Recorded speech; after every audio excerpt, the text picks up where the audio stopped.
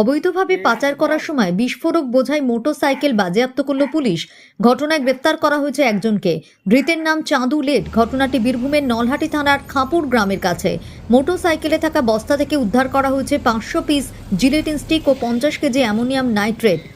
আজ দুপুরে বীরভূমের রামপুরহাট থানার রদিরপুর গ্রাম থেকে মোটর সাইকেলে চাপিয়ে নলহাটি থানার বাহাদুরপুর পাথর শিল্পাঞ্চল এলাকায় বিস্ফোরকগুলি নিয়ে যাওয়া হচ্ছিল। সেই সময় নলহাটি থানার পুলিশ অভিযান চালিয়ে খাঁপুর গ্রামের কাছে বিস্ফোরক বোঝাই মোটর সাইকেলটি আটক করে। সেই মোটর সাইকেলে তল্লাশি চালিয়ে বিস্ফোরকগুলি উদ্ধার করে পুলিশ। এখন একটা জিনিস বুঝতে পারছি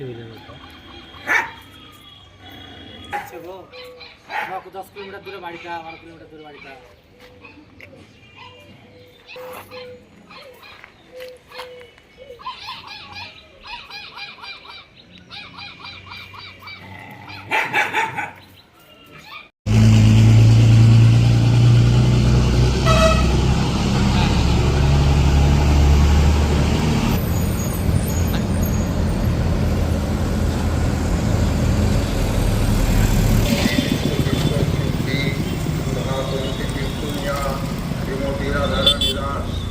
সময় বৈকাল 3টা থেকে সন্ধ্যা 6টা পর্যন্ত সংবাদ